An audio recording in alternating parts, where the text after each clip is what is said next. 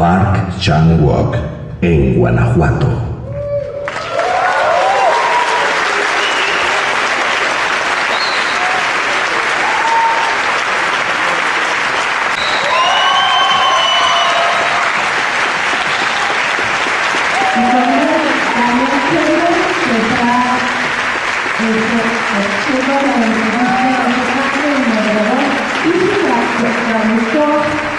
El señor Luis.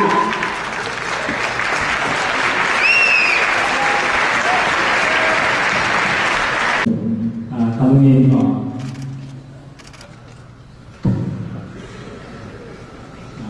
한국에 감독님이 태어났을 때 당시 한국 상황을 얘기해줬으면 좋겠습니다. 63년에 한국은 굉장히 가난한 나라였죠. 북한보다도 경제력이 더 많은, 더 가난한 국가였습니다. 그리고 굉장히 긴 군사독재가 시작된 지 얼마 안 됐습니다. 이것은 제가 성장해서 대학을 졸업할 때까지 계속됐습니다. 그러니까 제가 성장하는 기간은 남한의 경제력이 남한의 경제가 부흥하는 것과 시기가 같이 하는 거죠. 그래서 남한은 경제적으로 점점 부유해지고 그러나 민주주의는 오지 않고 그리고 북한과의 군사적인 배치가 계속되고 그런 냉전 시대가 끝날 때까지 끝나고 나서도 지구의 마지막 남은 냉전 체제를 계속 두고 있었던 겁니다. 이렇게 민주주의 없는 경제성장 덕분에 계급의 빈부격차가 너무 심해요. 이렇게 종합적으로 볼 때 남한 사회는 정말 세계 어디에서도 볼 수 없는 복잡한 인간과 빈부격차 그리고 고소성장 그리고 군사독재 이런 것들도 번복이 되는 복잡한 사회입니다. 그 당시에 감독님께서 이 영화를 어떻게 접하시게 되셨는지 거기 설명을 해주시면 감사하겠습니다. 제가 어렸을 때는 극장을 많이 들락거리던 그런 소문은 못했습니다. 저는 좀 모범생이니까 지금 부모가 시키는 대로 하는 어른이 많이 있는데 집에서 그냥 TV에서 하는 주말 TV 영화, 주말 방영 그런 영화들 주로 할리우드의 고전 영화들을 많이 봤죠. 부모와 함께. 그때 많이 본 영화들이 히치콕에서 편집했습니다. 제가 이렇게 반항 거는 모르고 모범생으로만 어린 시절을 보냈기 때문에 그래도 우리나라의 영화들이 이렇게 폭력적이고 무서운 영화들을 만들게 되지 않았나 싶습니다. 어렸을 때 적당히 놀기도 하고 반항도 하고 그래야 정상적인 어른으로 성장할 수 있을 텐데 저는 그것이 못해서 그런지 뒤늦게 감독이 되어서 이렇게 삐뚤어진 영화들을 만들기 위한 것 같습니다. 80년대에 감독님께서 서강대에 철학과 공부하셨을 때에 영화 동아리에서 활동하셨었는데 그 동아리에서 어떤 영화를 참여하셨는지 보셨는지.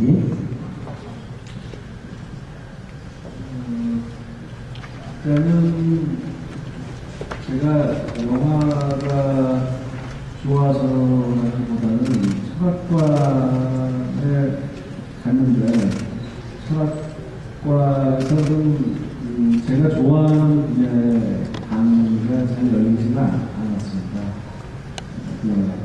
학교에 팀이라는 있어서 그래서 강의를 많이 열심히 듣지 않다가 보니 뭔가 다른 데를 기웃거리게 됐고 그래서 영화를 많이 들었습니다. 그때 많이 보는 영화들이 열심히 꼭 보시는 게 됐고 그리고 유럽의 모든 영화들이 많았습니다. 띵마벨이 안토니오는 이런 영화들을 많이 봤죠. 지금 생각하면 정말 한심한 처지였죠. 그러니까 그 서강대학교는 제수교 학교였거든요. 예수대학교. 그래서 외국인 신부님들이 교수님 많이 나왔는데 그분들이 미국이나 뭐 그걸 가져온 VHS филь이나 레이저디스 이런 것을 봤는데요. 자막이 없어서 한글 자막이 없어서 가장 정확히 이해하지 못해서 영화를 보고 있습니다. 이것이 그런 고전 영화들에 대한 정확하지 못한 이해, 일종의 오해 그런 부작용이 있지만 또 한편으로는 자막 없이 외국 영화를 보면서 그 상상하는 나중에 영화를 재창조하는 그런 훈련이 됐다고 볼 수 있습니다. 그 당시 혹시 멕시코 영화로 상영하신 지 있으신지요? 저는 국내 감독의 멕시코 숫자 영화밖에 많이 못 봤습니다. 감독님은 소크레스나 셰익스피어나 이런 분들에 대해서 영향을 많이 받으셨고요.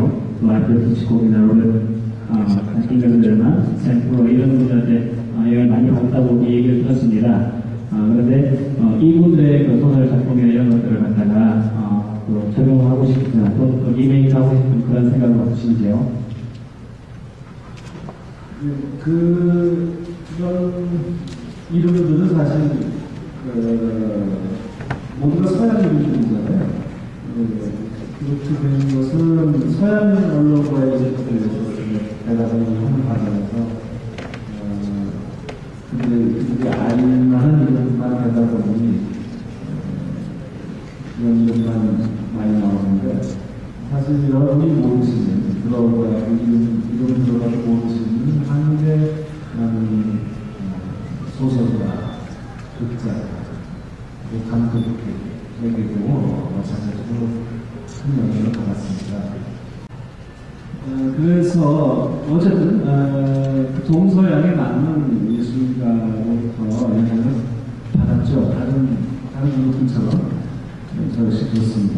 그런데 그 영향을 직접적으로 이렇게 특정 작품을 영화화한다거나 리메이크한다거나 이런 식으로 드러나기보다는 그런 영향을 표현하기보다는 온통 뒤섞여서 제 작품 하나하나에 아주 작은 디테일을 하나하나까지 스며들어있는 것 같습니다. 그래서 제가 스스로 돌아볼 때 그래도 가장 큰 영향을 준 작가는 누군가 생각해보면 갈수록 한국의 김기영 감독에 대한 분이거든요. 그분의 영향력이 많았구나라는 걸 제가 스스로 점점 느끼고 있습니다. 이미 돌아가신 분인데요. 하우스메이드 하는 영화라고 유명한 분이고요. 이미 유명해진, 그러니까 국제적으로 유명해진 전부터서는 그분의 영화를 너무 좋아해서 많이 보고 알게 먹으려면 많이 받은 것 같습니다. 스파이크 리를 통해서 얼굴을 리메이크를 하고 있는데 여기에 대해서 어떻게 생각하시고 또 이거에 대해서 혹시 선생님한테 컨셉트 계획을 회시에서는 그런 것이 있었습니다. 감독이 스파이더맨으로 정해지기 전에 각본을 읽어봐 달라는 그런 프로듀서의 제의가 있었는데요. 저는 물론 좀 읽었지만 이러고 저러고 여러 의견을 내고 싶지는 않았습니다. 그것은 엄연히 관계의 영화이고 제가 원하는 자라고 해서 여러 가지 이야기하는 것은 좋지 않다고 생각했습니다. 왜냐하면 제가 만든 얼굴이고 일본의 만화를 원래로 하고 있거든요. 그런데 제가 영화를 만들어놓고 일본에 개봉을 하는데 일본에 홍보를 하러 갔을 때 그 만화 스토리를 만드는 만화 스토리 작가를 만날 기회가 있었습니다. 그때 저는 내심 굉장히 걱정을 했습니다. 제가 그분의 스토리를 너무 많이 붙여버렸기 때문에 예를 들면 그친 상상력이 이런 거는 본 적이 없는 거거든요. 그런 것을 너무 많이 붙이고 새로 집어넣고 그래서 이분이 봐줘야 되는 거잖아. 걱정을 했습니다. 물론 만나보니까 전혀 그렇지 않았죠. 그래서 아주 다행이라고 생각하면서 굉장히 고마워했던 기억이 납니다. 그런 만큼 저 역시도 미국에서의 유행에 대해서 많이 놓쳤다라든가 이런 걸 가지고 뭐라고 말하기 싫습니다. 그건 미국의 작품으로 알아서 만들어진 작품입니다. 제가 일본 원작자를 만나서 많이 보셔서 죄송합니다. 그분들은 아니 괜찮아요. 정말 재미있게 붙여서 영화를 만들어서 흥행이 잘 되니까 일본 대중 관객이 이게 일본 원작이라는데 그 원작은 도대체 뭘까 하면서 아주 오래된 자기의 나라를 다시 찾아서 인터라는 겁니다. 그래서 나온 지 오래된, 출판된 지 오래된 만화인데 다시 또 많이 풀렸다는 거예요. 그래서 오히려 저보고 고맙다고 생각합니다. 그런 것과 똑같습니다. 저도 스파이더맨 감독이 영화를 잘 만들어서 흥이 크게 되고 그런 미국 관객이 이게 한국 영화의 리메이크라는데 그 영화는 뭘까? 제 영화를 미국보다도 다시 시작하고 또 많은 분들은 좋은 이야기였습니다. 제가 더 흥미를 갖는 부분은 그런 겁니다. 일본漫画그리고 한국인 일상이가 영화를 만들고 그래서 또 미국인 작가들과 또 다시 영화를 만들고 이런 하나의 소스가 이렇게 저렇게 국경을 넘어서 돌아다니는 것 이것이 참 흥미롭고 제가 만든 또 다른 영화인 다크는 그것도 역시 프랑스 소설 에밀 졸라의 소설을 가지고 제가 현대 한국으로 옮겨서 만든 거거든요. 그 영화를 만들 때 제작비의 절반은 미국의 유니버설 스튜디오에서 했습니다. 그렇게 이제 시대가 바뀌어서 이제는 국경을 넘나는 언어를 초월하는 그런 힘을 합쳐서 하나의 영화를 만드는 그런 시대가 됐다는 것이 실감입니다. 감독님의 별명이 미스터 복수라고 하시는데 거기에 대해서 어떻게 생각하시는지요? 예, 복수 3부작 마지막에 그렇게 됐고 그 이후에 영화를 다 나왔으니까요. 이제 좀 그런 별명에서 졸업하고 싶습니다. 고 감독님의 그 개인적인 그런 이런 생활에서 어떤 상황이나 어떤 사건을 통해서 폭력이 합법화되거나 정당화되는 그런 것들 이런 것들을 실제로 감독님의 이 영화 속에서 표현하고 있어서 이 폭력이 정당화되어질 수 있다 아니면 이 폭력들이 합법화되어질 수 있다 이런 것들을 표현하고 싶어서 거기에 대해서 얘기해 주시죠. 제가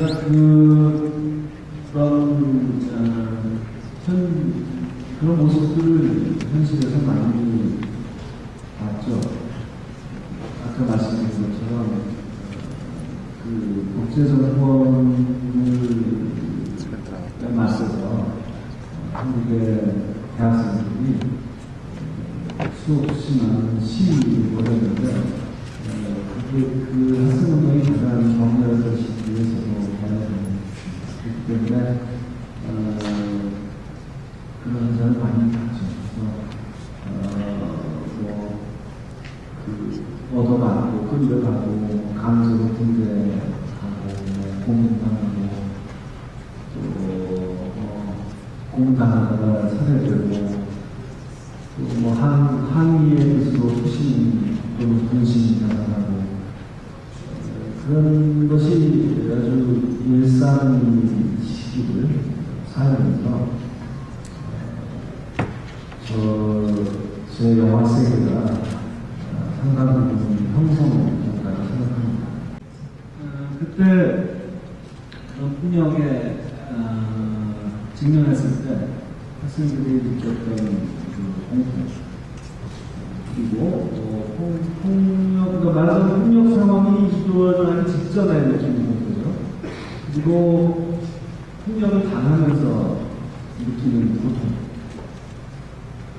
이런 것을 잘 알고 있고 반면 학생들을 그렇게 때리고 잡아가고 하는 경찰들도 학생들과 같은 나이인데 청년들이었던 거죠. 그들이 또 나름대로 갖게 되는 가해자로서의 죄의식이 않았습니다. 그런 것에 대해서도 많은 이야기를 들었죠. 그래서 제 영화에서 묘사되는 그런 폭력 행위를 하면서 느끼는 그런 가해자의 쾌감보다는 오히려 가해자로 느끼는 어떤 죄의식 그리고 어떤 사람들은 제 영화를 보고 폭력을 이렇게 아름답게 묘사한다고 보는 분도 있지만 제가 가진 태도는 전혀 그렇지는 않고 어디까지나 폭력 행위가 주는 고통과 그 기극성을 드러내려고 하지 그것을 아름답게 묘사하고자 하는 그런 추호도 없어요. 복수에 대해서도 마찬가지입니다. 그것은 정당화하고 그것이 통쾌하다라고 느끼게 만든 주제가 전혀 없습니다. 제 영화를 진지하게 공부하고 있다면 그것이 얼마나 의미한 일인가 하는 것을 절실히 깨닫게 하겠습니다. 물론 80년대 중반 이후로 한국은 민주화됐고 이제는 그런 독재 시절로 돌아가는 가능성은 전혀 없어졌습니다. 말하자면 한국의 정치는 해피엔딩 한 셈이죠. 그렇지만 그때 영향을 받아서 형성된 저의 어떤 인간의 좀 어두운 측면에 대한 비관적인 사고방식 이런 것들은 해피엔딩하지 않고 있는 것 같습니다. 그래서 지금도 저는 한국의 정치 상황을 직접 다루지 않고 보다 보편적인 인간의 본성이라든가 그런 것을 좀 더 근본적인 문제를 다루게 되면서 제 영화는 여전히 해피엔딩하지 못하고 있습니다. 감독님이 필터 테이블러 스월드 스프라이라는 그런 그 영화를 직접 또 할 수도, 첫 번째 영화 작품으로 할 수도 있었을 텐데, 당시 그 감독님의 공동경비고요. ASA를 합성한 것. 그 테마가 되게 비슷하거든요. 거기에, 그걸 하지 않은 거에 대해서 혹시 후회를 하고 계신지? 예, 존 뮤칼의 작품책을 너무 좋아하고요. 핑크테일러 스파이 말고 다른 작품도 다 좋아합니다. 때때로 너무 좋아하면 그것을 이렇게 감히 어떻게 접근해야 할지 좀 두려워질 때가 있죠. 바로 그런 경우입니다. 그래서 저는 그 영화를 만들 수 없었고, 지금 현재 만들어져 있는 영화,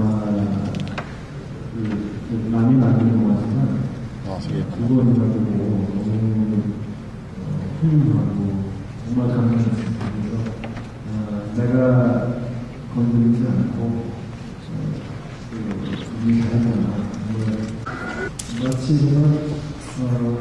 제가 직접 연기한 영화를 보고 있는 것과 같은 착각이 순간적으로 들 만큼 너무 마음에 드는 작품이 있어요. 그 영화는 그렇게 그 감독이 만든 작품을 보는 것만으로도 충분히 행복했습니다. 그리고 나중에 언제나 또 기회가 된다면 그런 종류의 건조한 나이한 명성한 차가운 그런 첩고 스파이 영화를 언제나 꼭 만들어 보고 싶습니다. 그래서 감독님께서 왜 감독님의 첫 번째 영화인 스토커를 결정하게 되셨는지? 첫 번째 영화를 뭘로 할까 고민하다가 이것이 최고야, 가장 적절해 한번에서 딱 보는 것은 아니고요. 인생이 그렇게 흘러가지 않잖아요. 그래서 제가 검토하던 여러 영어 각본 중에 이것이 제일 먼저 했으면 이루어지고 투자가 이루어져서 제일 먼저 들어가는 것뿐입니다. 그러나 제가 좋아하는 요소들이 여러 개 담겨있는 것은 사실입니다. 뭐냐면 좁은 공간, 그리고 그러니까 여러 공간이 나오는 게 아니라 주로 집 하나 다 벌어지는 게 아니거든요. 그렇게 하나의 공간, 그리고 단란 3명만 있잖아요. 물론 작은 자산들이 더 있습니다만 주로 한 공간과 3명입니다. 그런 아주 단순한 미니멀한 그런 세팅을 놓고 그 안에서 굉장히 큰 이야기를 할 수 있는 그런 것이 제가 좋아하는 세팅이거든요. 그래서 그런 것이 잘 갖춰져 있는 작품이기 때문에 합성하겠다. 감독님께서 이 영화를 만들 때 이 프로세스가 굉장히 좀 짧은 시간 안에, 제가 듣기로는 480시간 안에 이걸 가능하게 했다는데, 이걸 어떻게 처음 영화를 만드는데 이걸 어떻게 가능했는지? 정말 미친 듯이 찍었죠. 한국에서의 촬영 횟수의 슈팅 데이나 많은 곳에 비해서 아주 한국 퍼스트의 경우에 자기 촬영을 했는데 스토커가 40일이 기록 찍었죠. 물론 작품의 규모가 좀 다르긴 합니다. 다른 방법이 있나요? 왜냐면 우선은 리허설 많이 하고, 그 다음에 현장에 가서는 이것저것 고민하고 뭐 토론하고 그런 줄 알았죠. 아주 빠른 판단을 순간적으로 내리면서 전진하는 수가 없어요. 멕시코에서 어떻게 하시는지 모르겠는데 한국에서는 이걸 어떻게 하는 거냐면요. 한 번 카메라가 돌아가고 감독이 컷을 부르면 그러면 모든 배우가 이 모니터 앞으로 모입니다. 그래서 방금 찍은 테이크를 플레이백 재생해서 같이 보죠. 그리고 토론을 합니다. 그리고 그만은 재밌는지 아니면 한 번 더 찍을지 더 찍으면 뭘 고쳐서 다시 찍을지 그런 것도 토론하죠. 그리고 또 현장에서 즉석에서 편집까지 합니다. 그래서 또 편집을 해보고 나서 뭐가 부족한 건 없는지 두 개의 샷들이 서로 잘 연결되는지 이런 것도 토론하죠. 그렇게 영화를 찍으니까 100일을 동안 찍게 되는 거죠. 그런데 미국에서 영화를 찍어보니까 제가 컷이라고 외쳤는데 배우들이 니콜 키드만이 모니터로 오지 않고 거기 그냥 그대로 서 있더라고요. 그래서 왜 같이 안 보나 생각이 궁금했는데 미국은 너무 바쁘게 돌아가는 현장이라서 배우들이 와서 자기 방금 찍은 현장에서 본다고 하는 일이 없더라고요. 그렇게 해서 영화를 많이 찍었고 정신없이 찍으면서 들어본 생각이 내가 한국에서 데뷔작 찍을 때 상황하고 비슷하구나. 다 잊어버리고 있었는데 제가 처음 영화를 찍을 때 너무 돈이 없었기 때문에 빨리 찍어야 되거든요. 그때 상황으로 돌아왔구나 생각이 들거든요. 그래도 다행히 다 찍고 편집을 해보니까 뭐 큰 실수 없이 찍어낸 것 같아서 재밌게 안심했습니다만은 촬영 기간 중에는 좀 불안한 마음이 있었습니다. 이게 내가 지금 정확히 제대로 찍고 있는 것인가, 너무 정신없이 전진만 하고 있으니 잘 찍힌 것인가 걱정을 많이 했는데 그거 다행히 별 문제 없이 찍혔습니다. 아마 뭐 이런 식으로 또 하나는 할 수 있을 것 같아요. 그렇지만 현장에서 배우는 거 많은 토론을 해가면서 또 한국에서의 방식이 그립긴 합니다. 작년에 이 관광대에서 영화제에서 한국 봉준호 감독님께서 방문하셔가지고 여러 가지 뭐 함께 같이 나눈 게 있었는데 그 당시에 스노우피어스 영화에 대해서 얘기했었는데 실제로 이 영화가 지금 이 스토퍼하고 거의 동시에 제작이 되고 있어서 여기에 대해서 감독님이 하신 역할이 어떤 것이었으며 또 실제로 여기 그 세트를 감독님께서 방문을 해보셨는지. 봉준호 감독은 뭐 다들 아시겠지만 한국을 대표하는 그야말로 가장 뛰어난 배우이자이고 제가 가장 좋아하는 한국 감독. 저는 세계 모든 현역 감독 중에 제가 제일 좋아하는 감독 중에 하나입니다. 그래서 제가 이제 프로듀서가 되고 그가 감독하는 영화를 제작을 할 수가 있게 되어서 정말 기뻤고요. 이 작품은 미래를 배경으로 새로운 기나기가 왔다라는 설정하에서 인류가 멸망하고 오직 기차에 타고 있는 사람들만 생존해 있는 상황, 그 상황을 배경으로 이루어지는 SF 액션 영화입니다. 무려 4,300만 달러의 예산이 투자되었고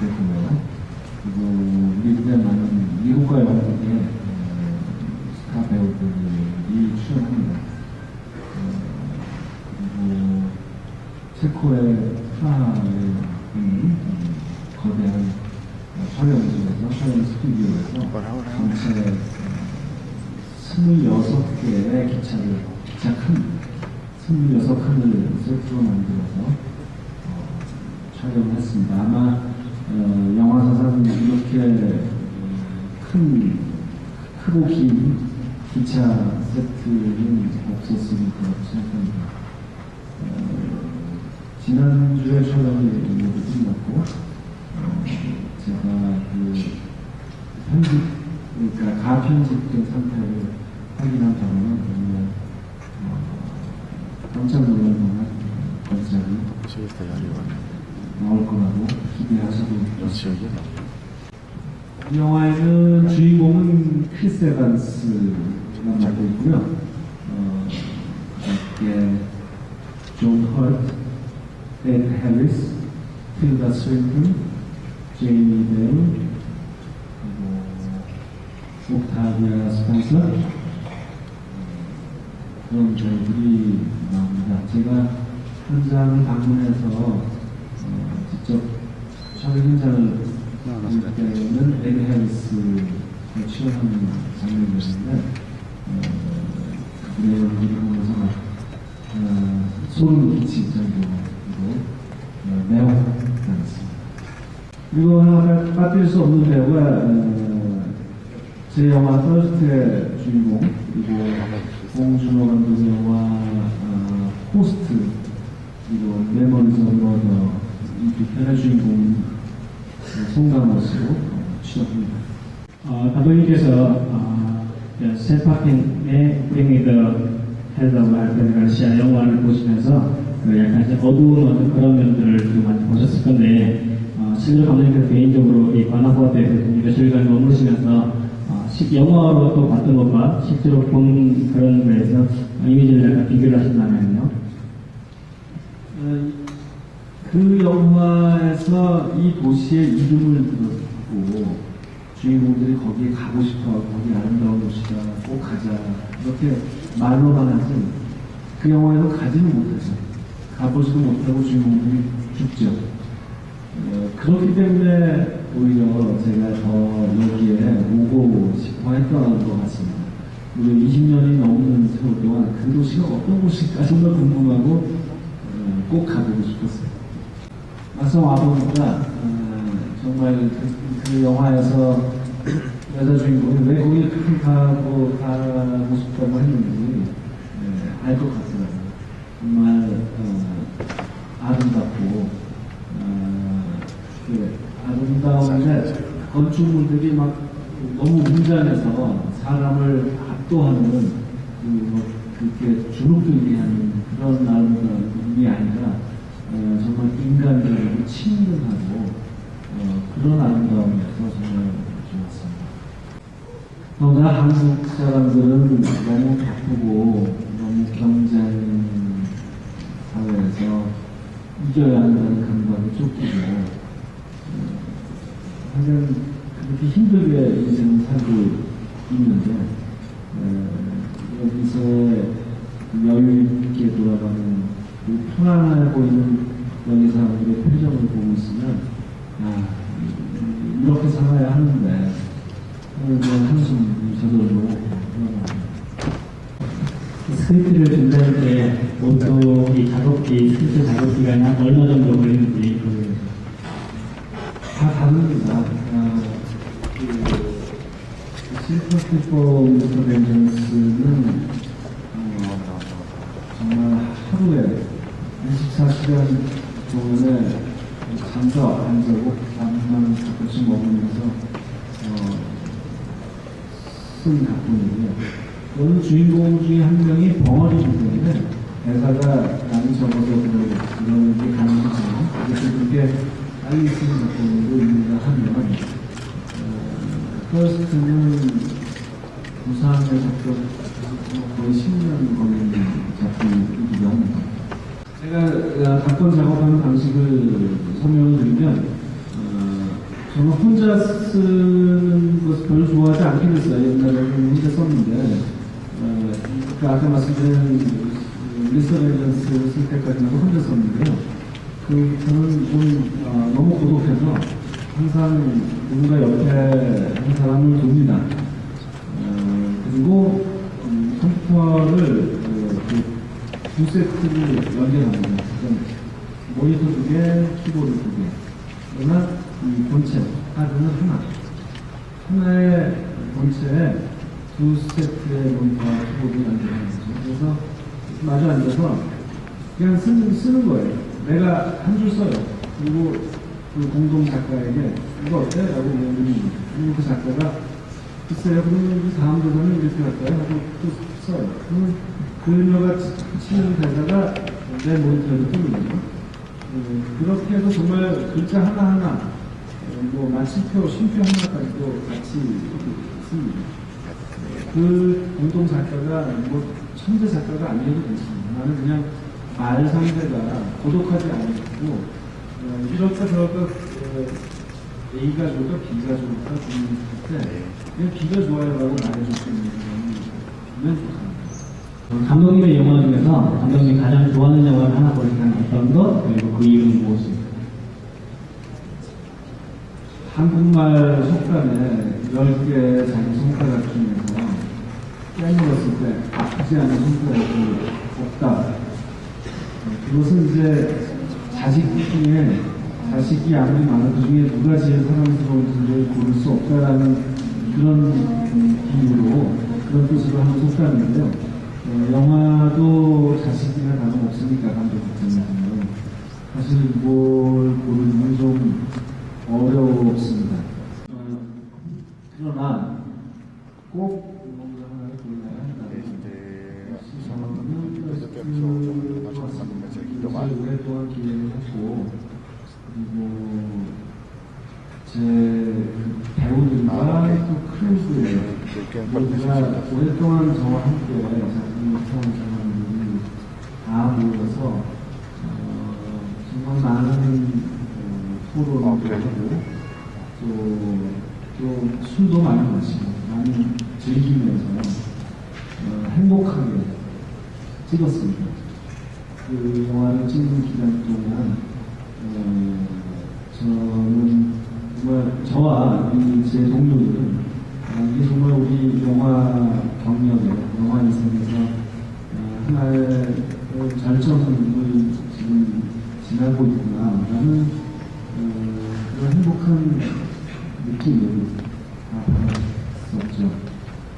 그래서 하나를 고르라면 바로 이 작품입니다. 또 한 가지 이유는 그 영화에 등장하는 남자 주인공 신부 그 캐릭터가 저와 좀 닮은 점이 있는 제 영화들에서 유일하게 저와 닮은 점이 있는 캐릭터라서 저는 그런 생각이 있습니다. 뭔가 그러니까 우유부단하고 변명이 많고 여자한테는 참 휘둘리고 이런 점이 저와 비슷합니다. 영화에서 실제로 사용된 그 영화 음악들 이런 것들이 어떤 그런 악기들을 동반하고 또 이런 것들이 그 영화에 어떤 영향을 끼쳤는지 제 영화의 음악이 늘 같은 사람이 하고 있는데요. 제가 직업적인 동료뿐만 아니라 실제 생활에서 제일 친한 친구입니다. 그리고 정말 글자 그대로 바로 옆집에 살고 있어요. 그리고 그 영화 일을 하기 전부터 친구이기 때문에 어떤 영화를 좋아한다, 어떤 영화를 싫어한다 이런 그 가치관이 함께 형성되는 친구입니다. 그래서 음악을 만드는 게 굉장히 쉽게 서로 의견을 모을 수 있고 그렇게 해서 만들어진 음악들을 이렇게 보면 조금 바로크 음악의 성격이 항상 있었던 것 같습니다. 이게 뭔지 모르게 제 영화에 가장 잘 어울리는 음악 스타일이 없지 않았나 그렇게 생각해 봅니다. 그리고 제가 어려서부터 즐겨 들은 음악이 그런 클래식 음악이어서 그런지 악기를 이렇게 무슨 전기 기타나 무슨 락 음악에서 사용하는 악기들, 재즈에서 사용하는 악기들을 잘 사용하게 되지는 않더라고요. 그것은 뭐 제 음악 취향 때문이라기보다는 다시 생각해보니까 음악, 제가 어려서부터 들어온 음악 그 취향 때문은 아닌 것 같고요. 제 영화의 성격이 좀 그런 것 같아요. 그래서 뭐라고 딱 설명은 못하겠습니다만은 락이나 재즈라고는 좀 안 어울리는 영화인 것 같고요. 그러다 보니 지금 여러분이 듣고 계시는 그런 종류의 음악들로 그 스타일이 자연스럽게 형성된 것이 아닌가. 그런데 이제 차츰 20세기 음악에 제가 관심을 많이 갖게 됐고요. 그래서 컨템포러리 음악들의 스타일을 점점 더 많이 사용하는 추세고요. 스토커를 하고 그 음악에 대해서 한 가지 말씀드리자면 음악 자체도 중요하지만 사실 사람들이 잘 모르는 부분인데 음악 자체 못지않게 중요한 것이 음악이 언제 시작하고 언제 끝나느냐 하는 걸 정하는 거예요. 대개 사람 감독들이나 음악가들은 작곡가들은 영화를 이렇게 편집된 영화를 보면서 이때쯤에는 음악이 시작하는 게 맞겠어. 이때쯤에는 끝나는 게 좋겠지. 하고 일치된 견해를 갖기가 쉬워요. 프로페셔널들이니까. 항상 그 일치된 견해, 제일 먼저 떠오르는 일치된 견해를 조심해요. 그것은 굉장히 상투적인 그런 아이디어이기 때문에 말입니다. 항상 그것을 의심하고 다른 데서 시작하고 다른 데서 끝나는 데가 없을까를 늘 찾아야 합니다. 아주 뜻밖의 장소에서 뜻밖의 타이밍에서 음악이 시작하고 끝날 때 굉장히 흥미로운 결과가 나올 수 있기 때문입니다. 작품을 할 때 어떠한 요소들이, 어떠한 그런 것들이 창조할 때 영향을 미치는 것인지 그것도 뭐 다 다르죠. 뭐 어떤 문화작품일 수도 있고, 제가 실제 살면서 겪는 사건일 수도 있고, 작은 영화일 수도 있고, 신문 사회면의 신문, 어떤 기사 한 조각 될 수도 있죠. 근데 중요한 것은 뭐가 됐든 간에 어떤 영감, 어떤 자극 그런 것이 왔을 때 그것을 바로 각본으로 옮기는 것은 항상 좋은 건 아니라는 것 같아요. 좀 내면에서 묵혀두는 시간이 언제나 필요하다고 저는 생각합니다. 예를 들어 아까 미스터 벤저스라는 작품을 하루에 다 썼다고 하지만 사실 그것이 정말 하루에 쓰여지는 것일까요? 사실은 그보다 훨씬 더 몇 년 전에 한 3년, 4년 전에 그런 생각이 갑자기 든 적이 있어요. 무교회라고 하는 것은 정말 최악의 범죄다라고 사람들이 많은데 꼭 그런 것일까? 만약에 정말 아이를 건강하게 잘 데리고 있다가 돌려준다면 그냥 부모 그 타겟이 되는 그 부모는 어차피 부자일 테니까 뭐 돈 약간 잃는 것 뿐이고 아이를 잃었다가 되찾으면 더 기쁠 테고 부모 자식 간에 더 사랑이 더 생길 테고 반면 범인은 가난한 사람인데 잠깐 아이를 데리고 맡아서 데리고 있다가 돈 받고 그냥 돌려주면 돈이 생겨서 좋고, 여기서 손해보는 사람은 아무도 없는, 그런, 어떻게 보면 성공만 한다는, 누구에게도 나쁘지 않은 범죄가 아닌가? 제가 그렇게 생각한다기보다는, 그렇게 생각하는 범죄자가 있을 수도 있지 않을까? 그런 생각이 한번 든 적이 있어요. 근데 그런 것이 이제 몇 년 동안 제 안에, 이렇게 마치 와인이 숙성되듯이 그렇게 묵혀 있다가 어느 날 갑자기 이렇게 풀려나오게, 스토리라는 형식으로 풀려나오게 되는 것이죠. 또는 레이디 벤저스라는 작품이었는데, 제가 어떤 TV 뉴스를 봤는데 어떤 유괴 사건의 범인이 여자였어요. 그런데 자기가 유괴한 어느 어린 아이를 장난을 살해했어요. 그런데 범인이 체포된다 보니까 그 여자 범인 자신이 임신 중이었고요. 대략 20%였거든요. 그 너무나 충격을 받았죠. 어떻게 자기가 임신한 자기 뱃속에 아기를 이렇게 한 사람의 여자가 남의 집 아들을 들어가 죽일 수가 있을까? 그리고 그 여자는 감옥에 갔을 텐데, 거기서 이제 감옥에서 아기가 태어났을 텐데, 그 아기는 어떻게 됐을까? 그런 것이 머릿속에 한 구석을 차지하고 몇 년 동안 거기 있었던 거죠. 물론 지금 만들어진 레이디 벤저스는 그것과는 상당히 다른 영화가 되었지만, 어쨌든 하나의 씨앗이 머릿속에서 머리에 어떤 머릿속에도 흙이 있다면 그 흙 속에 들어가서 몇 년이고 거기 있다가 어느 순간 싹을 틔우는 겁니다. 이런 식으로 제가 여러분에게 드리고 싶은 말씀은, 왜 이런 때 있잖아요. 막 갑자기 머릿속에 이렇게 전구가 켜지듯이 기가 막힌 아이디어가 떠오른다. 너무나 훌륭한 소재가 맞다.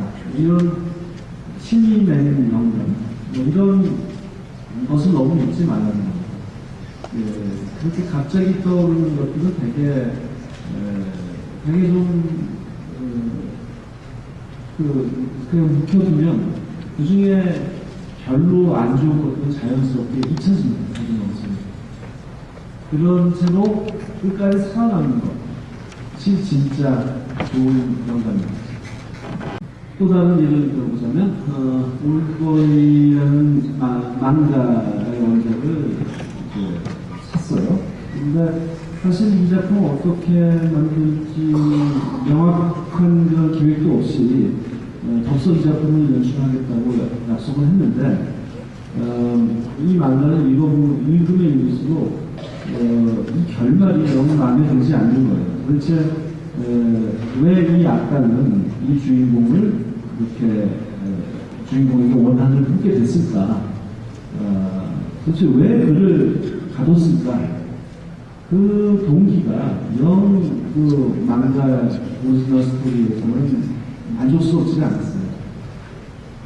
그래서 그 프로듀서와 함께 매일같이 회의를 하고 또 하고 하루에 10시간씩 앉아서 회의를 하고 해도 풀리지 않았습니다.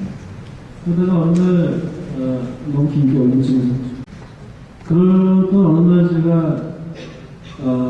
화장실에 갔는데 소변을 보는 중에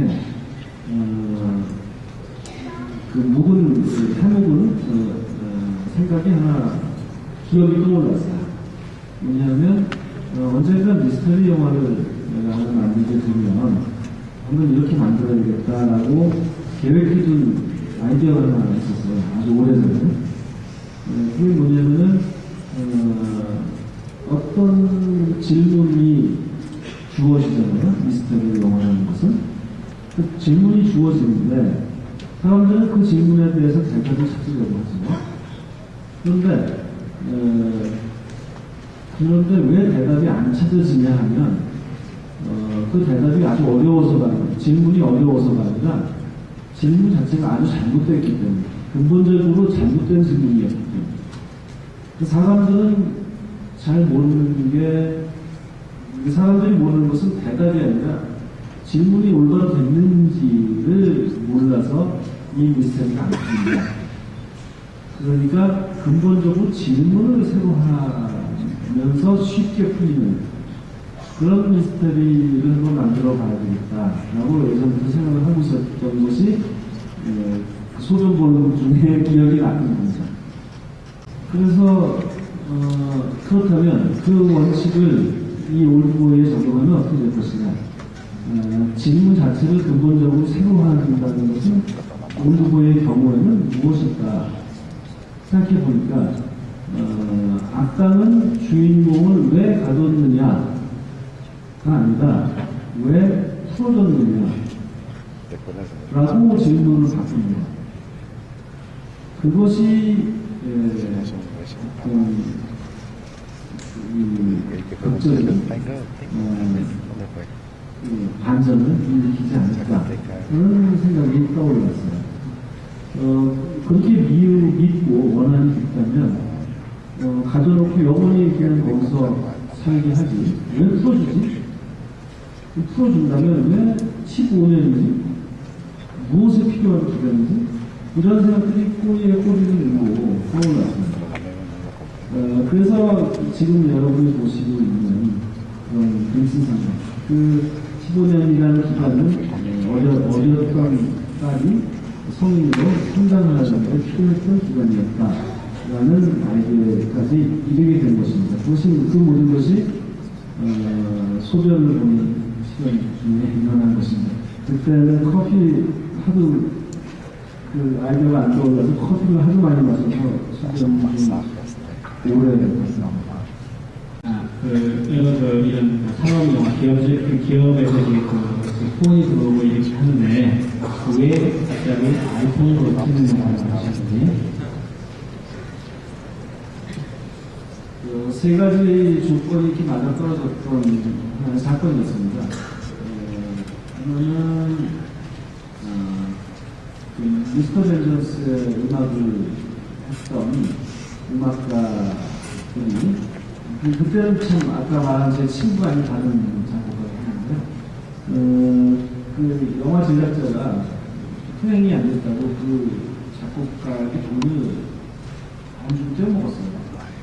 그래서 제 마음에 빚이 있어서 그 친구한테 언젠가 너희들이 그들은 이제 밴드 활동하는 이분들인데 너희들이 뮤직비디오를 만들러 필요로 하는 때가 오면 내가 연출 공사를 해주겠다 이렇게 약속을 하고 세월이 많이 흘렀죠.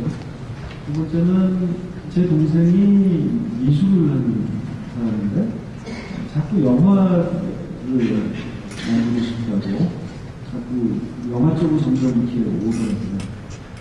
그래서 단편 영화를 만들고 싶어 하는 동생에게 뭔가 기회를 주고 싶은데 돈은 없고 그런 상황. 세 번째로는 마침 아이폰을 한국에 뭐라고 하나 한국에 아이폰을 공급하는 이동통신사 코리아텔레콤에서 아이폰의 동영상 기능을 광고하는 그런 단편 영화를 찍어달라고 그걸 요청했으니까 그러나 아이폰 자체를 광고할 필요는 없고 그냥 내용을 아무나 좋고 그냥 잘 찍기만 해달라고 그래서 이 앞에 말한 두 가지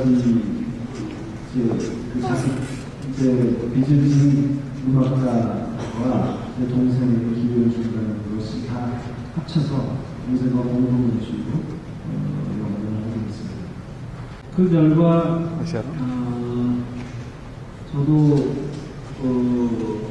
만족스럽고 그 작품이 베를린 영화제에 가서 최고상을 황금 고음상을 받아버리는 바람에 제 동생은 이제 완전히 영화 쪽으로 와버렸습니다. 현재 장편 그 영화의 제 프로젝트로 준비 중입니다. And the third part.